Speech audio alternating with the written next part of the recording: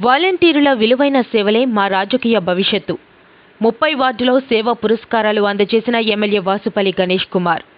రూపాయి కూడా లంచం లేకుండా వాలంటరీ వ్యవస్థతో అవినీతి రహిత పాలన అందించడం జగన్మోహన్ రెడ్డికి మాత్రమే సాధ్యమైందని ఎమ్మెల్యే వాసుపల్లి గణేష్ కుమార్ కొనియాడారు.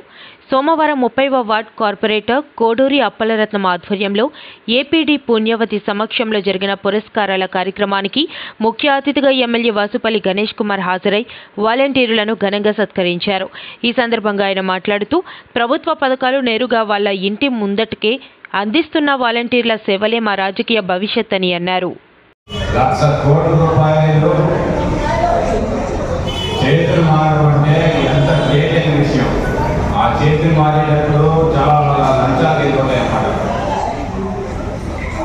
రూపాయి పంపిస్తే 10 పైసలు అయిపోతుంది ఎందుకు కానీ రూపాయలాగా తీసుకున్నటువంటి వాలంటీర్స్కి నేను పాదాభివందనం తెలియజేస్తాను. మీరందరూ కూడా ఇప్పుడు రాబోయే ఎలక్షన్స్లో మాకు అండగా నిలిచేవాలి.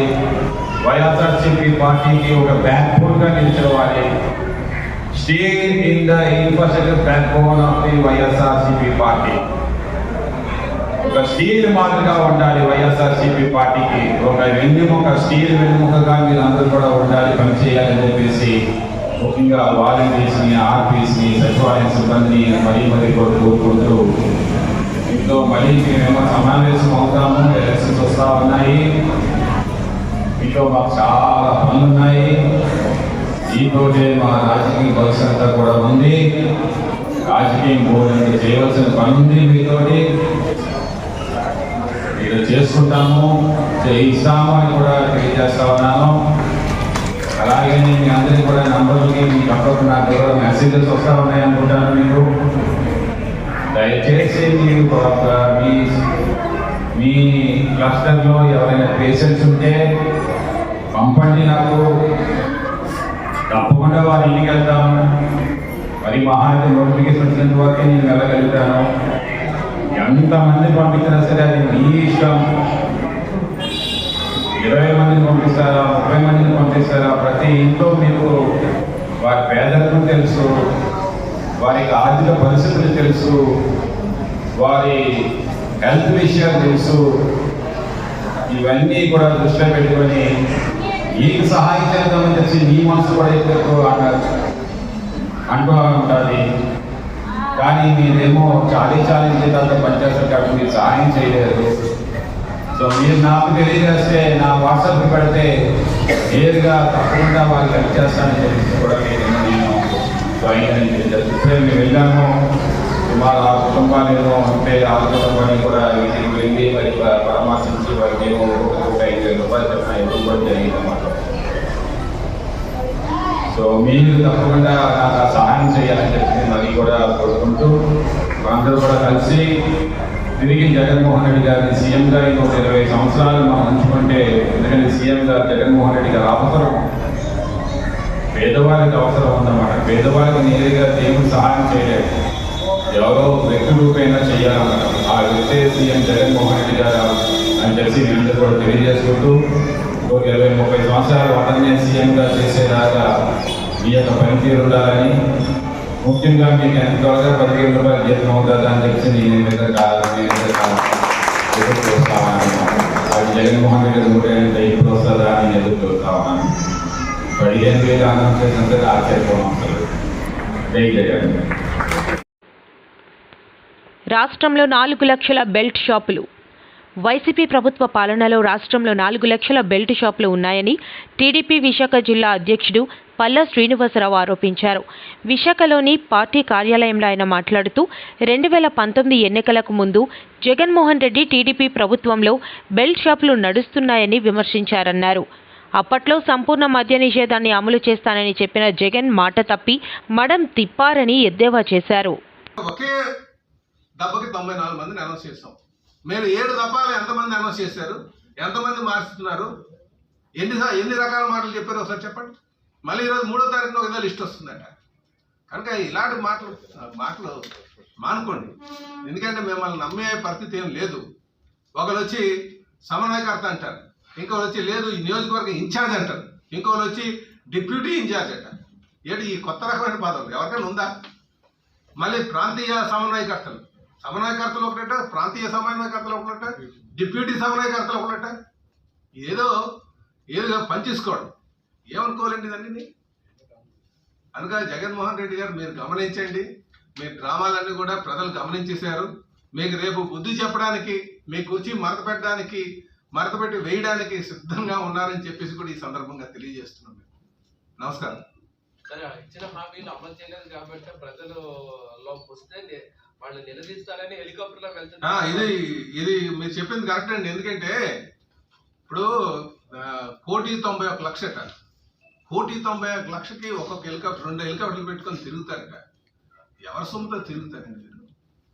సిగ్గు లేకుండా 3 సంవత్సరాల పాటు పాదయాత్ర చేసి సమస్యల మీద పూర్తి అవగాహన తెచ్చుకున్నటువంటి వ్యక్తి 3 సమస్యల మీద పూర్తి అవగాహన తెచ్చుకున్నటువంటి 650 కోట్లు పెట్టి సలహాదారుల మీరు గమనించండి. చాలా సార్లు చెప్పాం 72 మంది సలహాదారులు పెట్టుకున్నారని. ఈ సలహాదారులు ఇచ్చినటువంటిది ఏంటంటే ప్రభుత్వ ఖజానాకి ఎలాగా గండి కొట్టాలి, ఎలాగ దాన్ని దుర్వినియోగం చేసుకోవాలి, ఏ విధంగా ఇది ఎలక్షన్కి వాళ్ళ స్వప్రయోజనాలకి ప్రజాధనం వృధా చేయాలన్న దాని మీద వెళ్తున్నారు. అసలు హెలికాప్టర్లు మీరు వాడుతుంది దేనికోసం వాడుతున్నారు? ఎలక్షన్ క్యాంపెయినింగ్ కోసమా? అసలు సిద్ధం మీరు పెట్టారు, ఫ్లెక్సీలు పెట్టారు. మీరు గతంలో ఏమన్నారు? ఫ్లెక్సీలు పెట్టము, మేము క్లాత్ ఫ్లెక్సీల మీదే వేస్తాం, ఒక్క ఫ్లెక్సీ కూడా ఉండదని చెప్పారు. ప్రభుత్వ పరంగా మీరు సిద్ధం ఎవరితో వేశారండి? మీరు 800 కోట్లు ఖర్చు చేస్తారా? 640 కోట్లు వచ్చి మీకు మీ సలహాదారులుకా? సాక్షి పేపర్ కొనడానికి వచ్చి ఇంకో 1000 కోట్ల, రంగులు మార్చడానికి 3,500 కోట్ల. ఎక్కడ? నాకు తెలిసి జగన్మోహన్ రెడ్డి గారి అనాలోచిత నిర్ణయాల వల్ల ఈ రాష్ట్రానికి 1,00,000 కోట్లు గండిపడింది. ఎలాగో చెప్తానండి. 32,000 కోట్ల రూపాయలు, 32,000 కోట్లు కేవలం వీళ్ళు సచివాలయాలు వాలంటీర్ వ్యవస్థ ఖర్చు చేస్తున్నారు.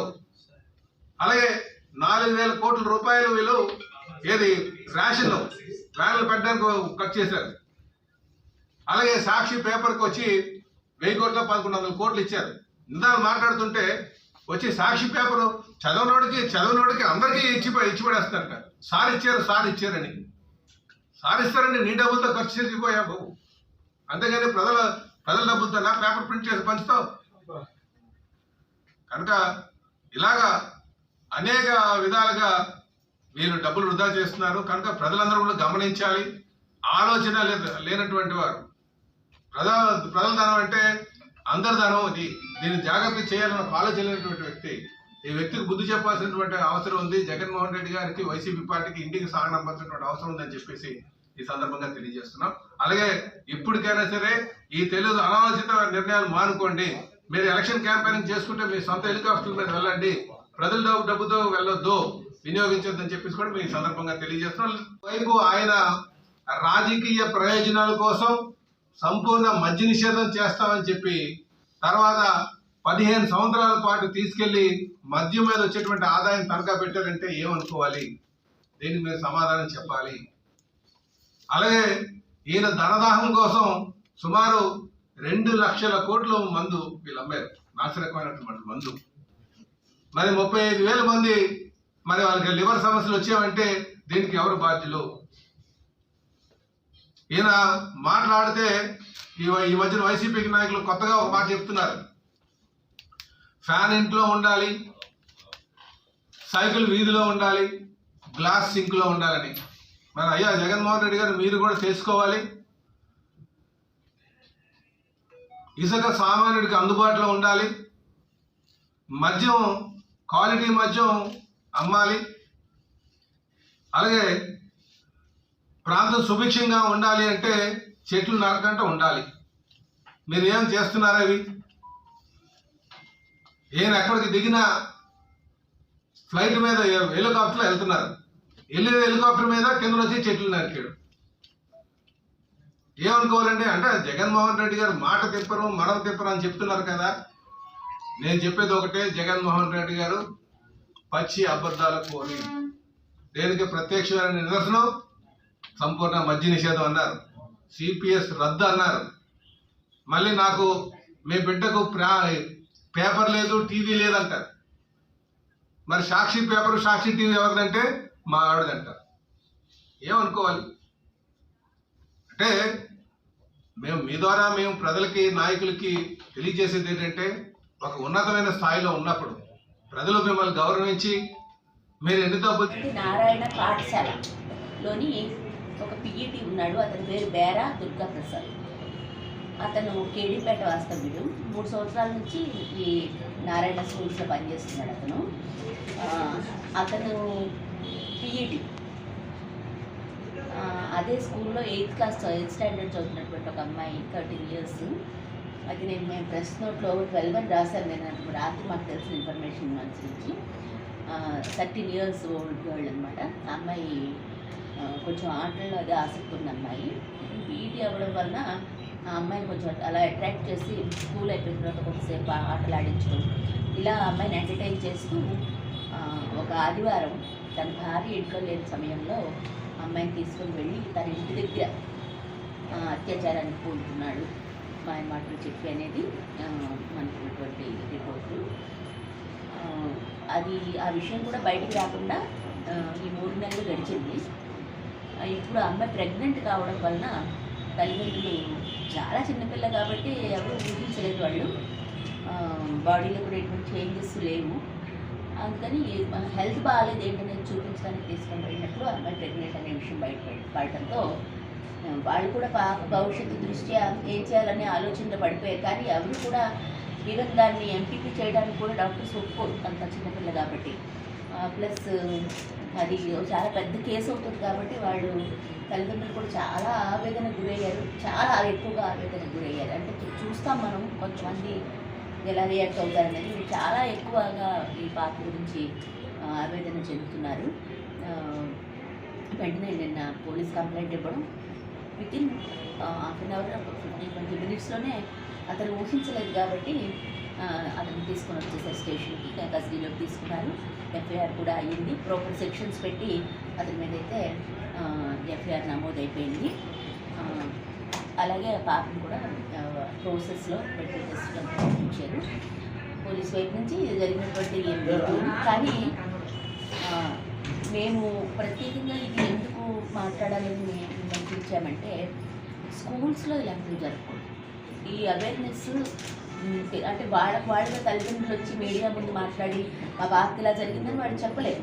కాబట్టి సమాజంగా మనం ఈ విషయంలో మేము ఈ బాధ్యత తీసుకున్నాం. ఎందుకంటే స్కూల్స్లో ఇలాంటివి జరుగుతున్నాయి. ముఖ్యంగా పీఈటీలు, కొంతమంది టీచర్స్కి ఇటువంటి ఛాన్సెస్ ఉంటాయి. ఏ రకంగా అంటే పిల్లల్ని ఎక్స్ట్రా కరిక్యులర్ యాక్టివిటీలోకి తీసుకుని వచ్చేటప్పుడు ఆ అవకాశాన్ని వినియోగించుకునేటటువంటి దుర్బుద్ధిని కొంతమంది ప్రదర్శిస్తారు. ముఖ్యంగా టీచర్స్కి పిల్లలు అవైలబుల్గా ఉంటారు, అందుబాటులో ఉంటారు. గర్ల్స్ స్టూడెంట్స్ అందుబాటులో ఉన్నారని చాలామంది టీచర్స్ భావిస్తారు. అందుబాటులో ఉన్న వస్తువులుగా పిల్లల్ని చూడటం అనేది ఈ సెక్షువల్ థాట్స్ సరిగ్గా లేని టీచర్స్కి ఇది ఒక అవకాశంగా ఉంటుంది. కాబట్టి తల్లిదండ్రులు దీని మీద ఎంత ఆలోచించుకున్నా ఏం ఉపయోగం లేదు. ఎందుకంటే వాళ్ళు 9 గంటలకి 8 గంటలకు స్కూల్లోకి వెళ్ళిన పిల్లలు మళ్ళీ వీళ్ళు గేటు బయట మళ్ళీ పిల్లల్ని కాంటాక్ట్ అవుతారు. ఆ లోపల ఏం జరుగుతుంది అనేది దానికి ఎవరు బాధ్యత వహిస్తారంటే చట్టం వహిస్తుంది. చాలా స్పష్టంగా ఆర్టికల్ 11లో వచ్చినటువంటి సవరణలు కానీ, రేప్ చట్టం 376 376 రేప్ యాక్ట్లో వచ్చినటువంటి సవరణలు కానీ, సెక్షన్ 354లో వచ్చిన సవరణలు, అలాగే సుప్రీంకోర్టు దీని మీద చాలా స్పష్టమైనటువంటి గైడ్లైన్స్ ఇచ్చింది. ఆడపిల్లలు కానీ, అంటే బాలికలు కానీ, స్త్రీలు కానీ చదువుకునే చోట, ఉద్యోగాలు చేసుకునే చోట, పని స్థలాల్లో ఎక్కడైనా కానీ వాళ్ళ మీద లైంగిక దాడి జరగకుండా ఉండేలాగా పర్యవేక్షణ బాధ్యత యాజమాన్యాలకి ఏముంది. యాజమాన్యాలు ఈ బాధ్యత తీసుకోవాల్సిందే. తీసుకోవడం అంటే ఏంటంటే అక్కడ మానిటరింగ్ కమిటీస్ వేయాలి, సంవత్సరానికి ఒకసారి కలెక్టర్కి నివేదిక ఇవ్వాలి. ఒక ప్రైవేట్ స్కూల్ కానీ, ప్రైవేట్ యాజమాన్యం కానీ, ఏ చిన్న సంస్థ కానీ, ప్రతి చోట అది ఎంత చిన్న సంస్థ అయినా కానీ అక్కడ ఉన్న స్టాఫ్లో విమెన్ని మెంబర్స్గా పెట్టి ఒక పర్యవేక్షణ కమిటీ వేయాలి యాజమాన్యం. వేసి ఎప్పటికప్పుడు పిల్లల ద్వారా వాళ్ళు సేఫ్గా ఉన్నారా లేదా అనేది తెలుసుకుంటూ ఉండాలి. వాళ్ళకి అలాగే కౌన్సిలింగ్ ఇస్తూ ఉండాలి.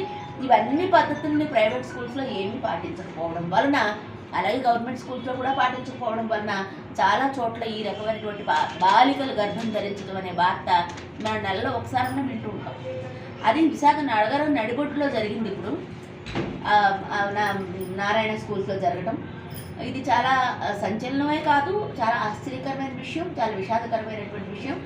ఇది పాప భవిష్యత్తుకు సంబంధించిన విషయమే కాదు, సమాజమేమని బడికి పిల్లల్ని పంపించే తల్లిదండ్రులు అందరి సమస్య కాబట్టి ఈ సమస్యని అడ్రస్ చేయడం కోసం మేము ఈ ప్రెస్ మీట్ని ఏర్పాటు చేస్తాం. అందుకని మేము ఏం కోరుతున్నామంటే, ముఖ్యంగా మా డిమాండ్ ఏంటంటే వాడిని కఠినంగా శిక్షించాలనేది అది జనరల్గా ఎవరైనా అడిగే విషయం.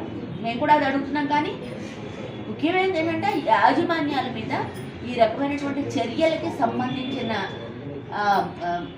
యాక్టివిటీ గవర్నమెంట్ తీసుకోవాలి. అంటే జిల్లా కలెక్టర్కి ఈ విషయం మీద దృష్టి కావాలి. ఇప్పుడైనా కానీ నారాయణ స్కూల్స్లో ఇమీడియట్గా కలెక్టర్ వెళ్ళాలి, అక్కడికి ఏం జరిగిందనేది తెలుసుకోవాలి, రిపోర్ట్ తీసుకోవాలి. అందులో యాజమాన్యం తప్పి ఇప్పుడే నేను ఫోన్ చేశాను, మీ అందరూ ఉందని కానీ ఇప్పుడే చేశాను. అది వాళ్ళ ఇంట్లో జరిగిందండి, అందుకని యాజమాన్యం మీద చర్యలు తీసుకోవాలి. వాళ్ళ ఇంటికి అమ్మాయి ఎలా వెళ్ళింది? ఈ అమ్మాయి అతనికి ఎక్కడ పరిచయం అయింది? స్కూల్లో పరిచయం అయింది. స్కూల్లో పరిచయాన్ని వినియోగించుకొని ఇంటికి తీసుకొని వెళ్ళాడు. అంటే స్కూల్లో దీనికి సంబంధించిన ముందస్తు చర్యలు జరగడం వలన అతను అమ్మాయిని స్కూల్లోనే లైన్లో పెట్టడం వల్ల ఇంటి వరకు తీసుకుని వెళ్ళగలిగాడు. స్కూల్లో ఇలాంటి యాక్టివిటీ జరుగుతుందా లేదా అని పర్యవేక్షించాల్సినటువంటి బాధ్యత నుంచి యాజమాన్యం తప్పించుకోవజాలదు. ఇది సుప్రీంకోర్టు చెప్పిన విషయం, మేము ఎవరో చెప్పిన విషయం కాదు. ఇవి తగ్గాలి, ఇవి ప్రివెంట్ అవ్వాలి, ఇవి జరగకుండా ఉండాలి, ఇలాంటివి జరిగితే చర్యలు ఉంటాయి అనేటటువంటి పాలసీలు ప్రతి ప్రైవేట్ యాజమాన్యాలకి, ప్రభుత్వ స్కూల్స్కి, కాలేజెస్కి, సంస్థలకి అన్నింటికి ప్రభుత్వం నుంచి ఈ మెసేజ్ వెళ్ళాల్సినటువంటి అవసరం ఉంది. మా డిమాండ్ నారాయణ స్కూల్ మీద వెంటనే కలెక్టరు వెళ్ళి కూర్చొని ఏం జరిగిందో తెలుసుకుని యాజమాన్యం మీద తగిన చర్యలు తీసుకోవాలనే దాన్ని మేము డిమాండ్ చేస్తున్నాము. అలాగే ఆ టీచర్ ఎవడైతే ఉన్నాడో వాడిని ప్రాపర్ సెక్షన్స్ పెట్టారు, పోక్సో పెట్టారు, అలాగే ఇతర సెక్షన్స్ దానికి సంబంధం అన్ని బాగా పెట్టారు. సెక్షన్స్ పెట్టడమే కాదు, తొందరగా ఛార్జ్ షీట్ వేసి మేరా దుర్గా ప్రసాద్ అంటే నాకు ప్రశ్న రాజశేఖర్ పేరు. కామాంధుడిని కఠినంగా శిక్షించాలి. విశాఖ నగరం మధురవాడలో 13 ఏళ్ల బాలికపై లైంగిక దాడి చేసిన దుర్గాప్రసాద్ అనే కామాంధుడిని కఠినంగా శిక్షించాలని ప్రజాశాంతి పార్టీ అధ్యక్షుడు కేఏ పాల్ డిమాండ్ చేశారు. ఆసిలిమెట్టలో తన కార్యాలయంలో ఆయన మాట్లాడుతూ, ఇటువంటి వారిని కొన్ని దేశాల్లో సెక్స్కి పనికిరాకుండా శిక్ష విధిస్తారని చెప్పారు. చట్టాలు ఇక్కడ సరిగా అమలు కాకపోవడంతోనే నేరాలు జరుగుతున్నాయని ఆవేదన వ్యక్తం చేశారు. అలాంటి వాడిని కఠినంగా శిక్షించాలి. కొన్ని విషయాలు చెప్తే షాక్ అవుతారు. కొన్ని దేశాల్లో అలాంటి వాడికి ఇంకా లైఫ్లో మనం సెక్స్ చేయకుండా చేసి పడేస్తారు. మన దేశంలో శిక్ష సరిగ్గా పడటం లేదు. అందుకే నేను విశాఖపట్నం ఎంపీగా పోటీ చేస్తున్న అనేక కారణాల్లో ఇదొకటి. సరి అయిన చట్టాలు పెట్టాలి, ఆ చట్టాల్ని అమలు చేయాలి. చేయలేదు కనుకే ఇలాంటి రేపులు, ఇలాంటి దుర్గాప్రసాద్ లాంటి దుష్టులు రోడ్ల మీద తిరుగుతున్నారు. 42 సంవత్సరాలుగా దుబాయ్ ఎరుగుదు. దుబాయ్ అనే సిటీలో సంవత్సరానికి ఒక అమ్మాయిని ఎవరు టచ్ చేయడు. సంవత్సరానికి లక్షల మంది అమ్మాయిలు వస్తుంటారు. అలాంటి ఎగ్జాంపుల్స్ నేను కనీసం ఒక 30-40 దేశాలు, 30-40 సిటీలు వెళ్తాను. మరి ఇక్కడెందుకు అమ్మాయిలు, స్కూల్లో చదువుకున్న అమ్మాయిలు ప్రెగ్నెంట్ చేసేస్తున్నారు. 13 సంవత్సరాల అమ్మాయిలు రోడ్ల మీద వెళ్తున్న అమ్మాయిల్ని చంపేస్తున్నారు. నడి రోడ్డు మీద రేప్ చేసి, ఢిల్లీలో మనం చూసాం, బస్సులోనే దుష్టులు 5-6 రేప్ చేయడం, మందిరాల్లో రేప్ చేయడం, ఇది ఎక్కువైపోయింది. పాపం ఆకాశాన్ని అంటుకుంది. అలాగని చట్టాన్ని మనం చేతిలో తీసుకోవడం చాలా పాపం, అది కూడా చట్ట విరుద్ధమే. ఇప్పుడు నారాయణ స్కూల్ని క్లోజ్ చేసిమని కొంతమంది డిమాండ్ చేస్తున్నారు. అది తప్పు. ఇక్కడ 1000 మంది, ఇప్పుడే స్టాఫ్తో మాట్లాడారు, 1000 మంది పిల్లలు ఉన్నారు చదువుకుంటున్నారు. వాళ్ళ సంగతి ఏంటి? ఒక దుష్టుడి కొరకు ఒక స్కూల్ని మూసేస్తారా? అది రాంగ్. లేదా ఇక్కడ స్టాఫ్ హెడ్ని సస్పెండ్ చేయమని ఇన్వెస్టిగేట్ చేయండి. తను నేను అడిగాను ఆ మేడంని, మీకు తెలుసా ఈ విషయం? సార్, నాకు 2 పిల్లలు, ఆడపిల్లలు. నా కూతురు కూడా గత సంవత్సరం ఇక్కడే చదువుకుంది. తెలిస్తే నేను ఎవరైనా ఒక తల్లిగా, ఒక హెడ్గా నేను చేస్తాను అని ఇన్వెస్టిగేషన్ చేయండి. నాన్ బెయిలబుల్ వారెంట్లో పెట్టండి. సరి అయిన పనిష్మెంట్. నేనే ఒక ముఖ్యమంత్రిని అయి ఉంటే కేసీఆర్ అన్నాడు, కళ్ళు పీకేస్తాను ఆడవాళ్ళ వైపు చూస్తే అని కుర్రోళ్ళకి. ఆయన కళ్ళు ఎప్పి ఇప్పుడు చూడలేదు. 10 సంవత్సరాలు లక్షల, వందలు, వేలు రేపులు అయినా ఏం పట్టించుకోలేదు, చూడలేదు. ఈ రాజకీయ నాయకుల్ని మనం నమ్మలేకపోతాం. కనుక నేను ఇక్కడ పోలీస్ డిపార్ట్మెంట్ని, అలాగే ఇక్కడ కోర్ట్స్తో నిన్న కాక మొన్నే చీఫ్ జస్టిస్ ఆఫ్ ఆంధ్రప్రదేశ్ ముందు నేను స్టీల్ ప్లాంట్ విషయం ఆర్గ్యూ చేశాను. చాలా గ్రేసియస్గా పోస్ట్ చేశాను. చీఫ్ జస్టిస్ ఆఫ్ ఇండియాతో మాట్లాడాను ఇలాంటి విషయాలు. జస్టిస్ సిస్టమ్ స్ట్రాంగ్గా ఉండాలి. పోలీస్ డిపార్ట్మెంట్ ఎట్టి పరిస్థితుల్లో ఇలాంటి వాళ్ళు విడిచిపెట్టకూడదు. అమ్మాయిలు మీరేం చేయాలంటే, ఎవరైనా దుష్టులు, దుర్మార్గులు ఇలాంటి మిమ్మల్ని టచ్ చేస్తున్నారు లేదా మీకు విరుద్ధం ఏదైనా చేస్తున్నప్పుడు వెంటనే మీ పేరెంట్స్కో, అన్నదమ్ములకో, అక్క చెల్లెలకో, ఫ్రెండ్స్కో, టీచర్స్కో మీరు చెప్పాలి, ఆలస్యం లేకుండా. ఈ కుటుంబం కొరకు ప్రార్థించండి, పేర్లు చెప్పొద్దు. ఆ చంటి బిడ్డ 13 సంవత్సరాల అమ్మాయికి ఏ హాని జరగకూడదని ప్రార్థించండి. వారి తల్లిదండ్రులకి ఏ హాని జరగకూడదని ప్రార్థించండి. ఎవరు సూసైడ్ చేసుకోకూడదు. ఇది నా మెసేజ్ మీ మీడియా ద్వారా ఆ అమ్మాయికి చెప్తున్నాను, అమ్మాయి తల్లిదండ్రులకు చెప్తున్నాను. అలాగే ఇలాంటి రేప్ కేసు రేప్ విక్టమ్స్ అంటారు దాన్ని, అలాంటి వారందరికీ నేను దీవిస్తున్నాను, చేతులు జోడించి చెప్తున్నాను, మీరు ఆత్మహత్యలు చేసుకో. 7569441275కి మీరు టెక్స్ట్ మెసేజ్ పెట్టండి. మేము కౌన్సిల్. కేంద్ర రాష్ట్ర భారతీయ జనతా పార్టీ అధినాయకులు ఇచ్చిన పిలుపు మేరకు ప్రజా పోరి యాత్ర రెడ్డిలో భాగంగా పర్యటించడం జరుగుతుందని బీజేపీ పార్టీ జిల్లా అధ్యక్షుడు ద్వారపరెడ్డి పరమేశ్వరరావు అన్నారు. సోమవారం గొలుగొండ మండలం మేజర్ పంచాయతీ ఏఎల్పురం గ్రామం బీసీ కాలనీలో మండల పార్టీ అధ్యక్షుడు చందక గౌరీనాయుడు అధ్యక్షతన సమావేశం నిర్వహించారు.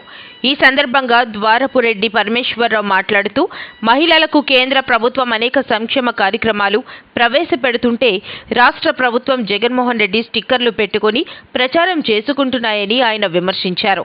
గ్రామీణ ప్రాంత నిరుపేదల కొరకు 2,48,682 ఇళ్లు భారత ప్రధానమంత్రి నరేంద్ర మోదీ మంజూరు చేశారని, అదేవిధంగా పట్టణ ప్రాంత ప్రజలకు 21,32,343 మందికి గృహాల మంజూరు చేశారన్నారు. పట్టణ ప్రాంత ప్రజల కొరకు ఇప్పటి వరకు 18,645 కోట్ల రూపాయలు ఇవ్వడం జరిగిందన్నారు.